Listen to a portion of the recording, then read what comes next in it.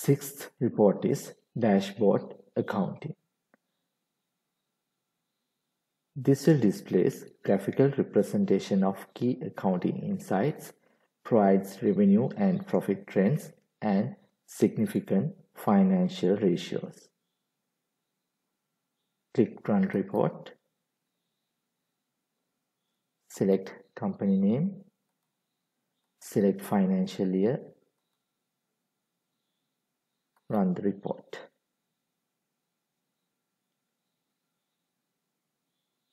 You can view accounting dashboard.